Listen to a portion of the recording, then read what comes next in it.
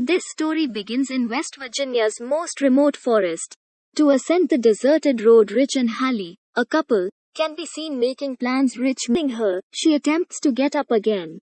He asks Rich for support here, but is concerned about not having seen him before. She is frightened to discover the blood drops on her face. She notices Rich, who has been knocked down by someone. Before getting to know anything, someone starts pulling her up with great force. However, she manages to cut her rope. She falls down after losing her grip, where she discovers Rich's body. She begins to cry when she sees him. At the same time, voices can be heard coming from the mountain. Hearing them, she runs straight to her car to save her life. However, her foot becomes entangled in the barbed wire and she falls. And the murderer pulled her along with him. We now understand the regularity of carjackings in this area, where the media coverage reveals one car theft after another in this area. People claim to see witchcraft. In this area, we see another passing car. We see Chris on his way towards an interview in another city. During his journey, he gets stuck in traffic, and he becomes late when traffic does not move ahead. He exits the car and walks to the front standing truck, where he questions the truck driver about the cause of the traffic jam. The driver informs him that at a distance of 5 miles, a chemical truck has flipped over. As a result, they must spend a significant amount of time here. He rushes to his car and becomes concerned when he hears it. He reverses his car after becoming stuck in traffic, and he informs the company of his lateness. However, due to the mountainous terrain, the phone is disconnected. He notices a gas station sign while looking for a phone and drives his car there. On the way, he notices the ownerless cars one by one.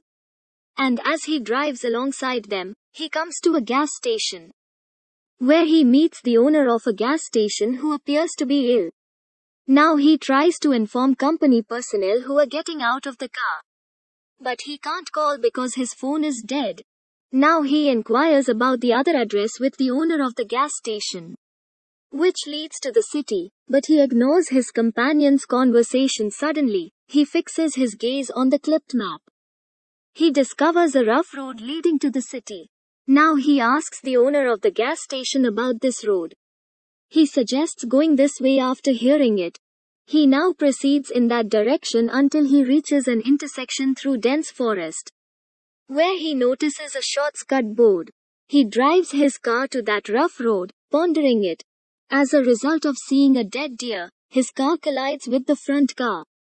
Both cars are involved in a fatal accident, but Chris survives. The car's owners have approached him and inquired about his health.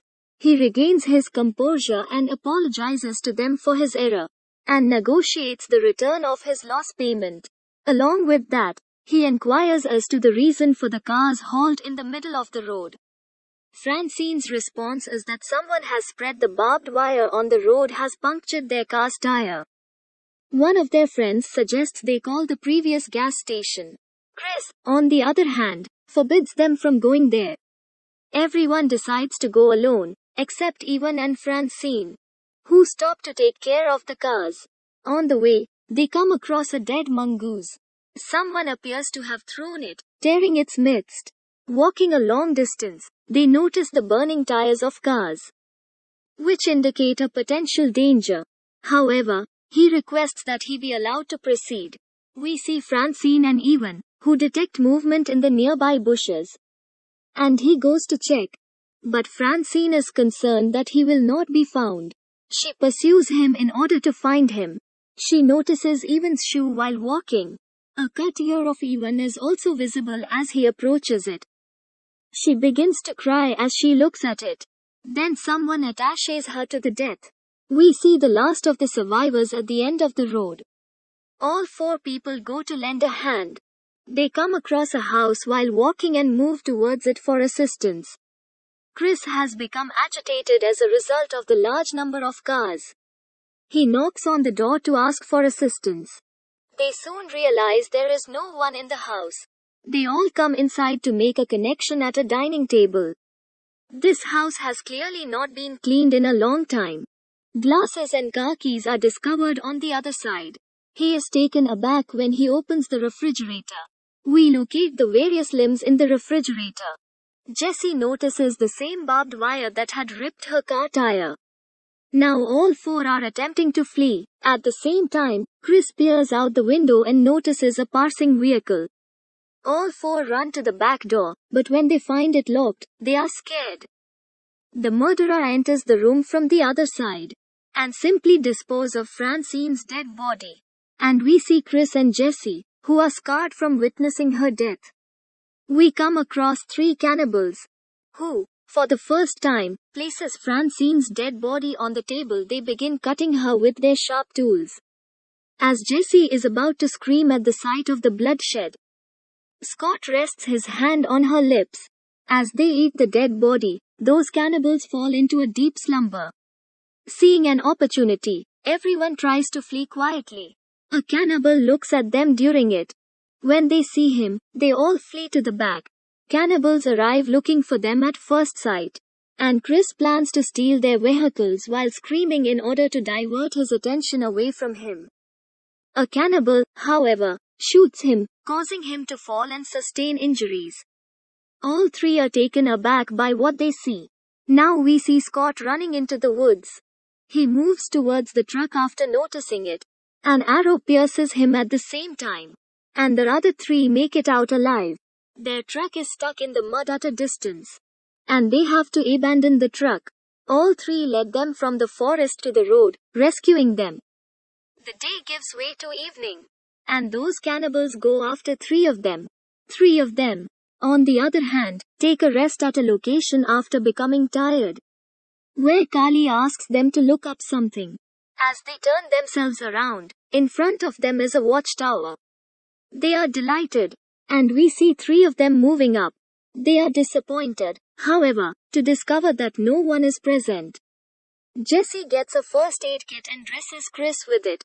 Furthermore, Kali obtains an old radio and plays it, asking for assistance but receiving no response. Chris notices some noises coming from downstairs.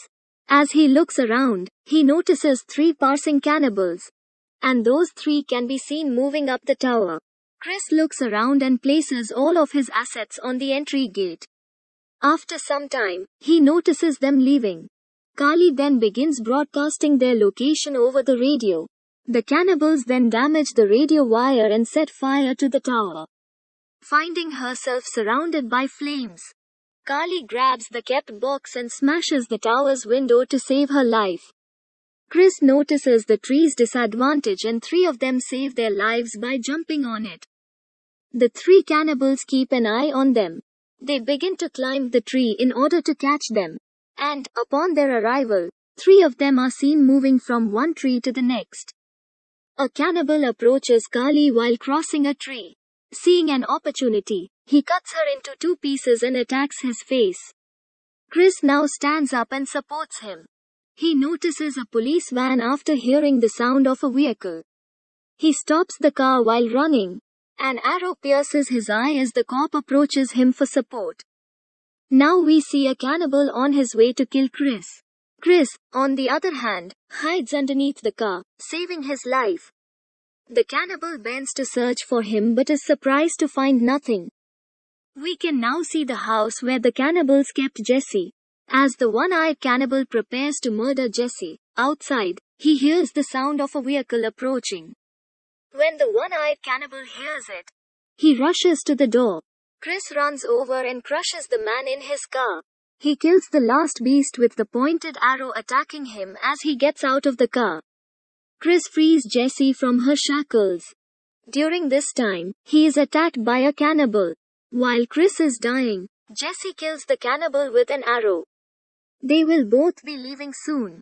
Chris unexpectedly concentrated his efforts on the police engine's fuel box.